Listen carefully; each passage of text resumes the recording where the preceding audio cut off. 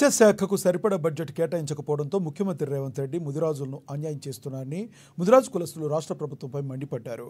సిద్దిపేట పాత bus stand Ambedkar circle వద్ద ముదిరాజు కులస్తులు నిరసన తెలిపారు. ప్రభుత్వం ఏర్పడిన నాటి నుంచి రేవంత్ రెడ్డి ముదిరాజులను చిన్నచూపు చూస్తున్నారన్నారు. అలాగే ముదిరాజులను BC-D నుండి BC-Aలోకి మారుస్తామని హామీ ఇచ్చిన రేవంత్ రెడ్డి ప్రభుత్వం ఏర్పడి 16 నెలలు గడిచినా నేటికి హామీ నెరవేర్చలేదన్నారు. మత్స్యకారులకు ముదిరాజులకు సరైన బడ్జెట్ కేటాయించలేదని, మత్స్యకారులపైన రేవంత్ రెడ్డికి ఎంత చిత్తశుద్ధి ఉందో అర్థమవుతుందని విమర్శించారు. గత ప్రభుత్వం మత్స్యకారులకు ఉచిత చేప పిల్లల్ని పంపిణీ చేస్తే కాంగ్రెస్ ప్రభుత్వం పథకాన్ని తీసేసి ముదిరాజులకు తీవ్రమైన అన్యాయం చేసిందని విమర్శించారు. శ్రీనివాస్ ముదిరాజ్ ముదిరాల ఐక్యత వర్ధిల్లాలి, ముదిరాల ఐక్యత జై ముదిరా.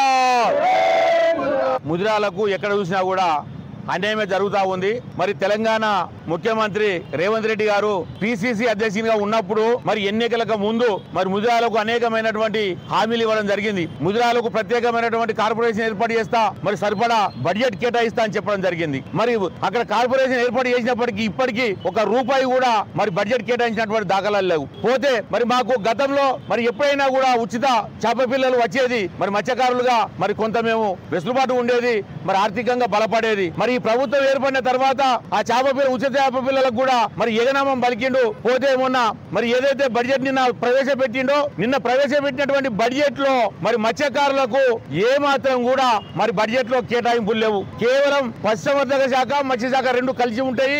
దానికి 1600 కోట్లు మాత్రమే కేటాయించడము ఇది సిగ్గు. ఇది రేవంత్ రెడ్డికి తగదు అని చెప్తా ఉన్నాను. మరి ఎన్నికల సమయంలో ముదిరాలను BC-D నుండి BC-Aలోకి మారుస్తా, మరి ఏదైతే రాజశేఖర రెడ్డి అప్పుడు జీవో ఇచ్చిండో జీవో 15/2009 దాన్ని అమలు పరుస్తా, ముదిరాలకు న్యాయం చేస్తా అన్నటువంటి రేవంత్ రెడ్డి ఆ యొక్క నినాదాన్ని కూడా మరి అటకెక్కించిండు.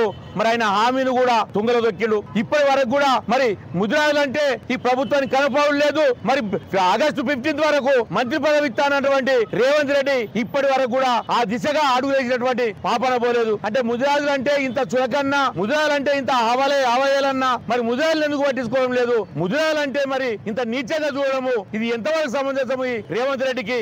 మాకు ఏదైతే ఉందో, మా హక్కులు ఏవైతే ఉన్నాయో పూర్తిగా మా హక్కులు మాకు కల్పించే వరకు ఈ పోరాటం ఆగది. మరి యొక్క ప్రభుత్వాన్ని కనువిప్పు కల్పించడానికి ఖచ్చితంగా ఒక రోజు మేము అసెంబ్లీ ముట్టడి, సీఎం ఇల్లు ముట్టడిని ఖచ్చితంగా చేస్తాము. అది త్వరలోనే కార్యాచరణ చేసుకొని డేట్ ప్రకటిస్తామని తెలియజేస్తా ఉన్నాను. జై ముదిరా.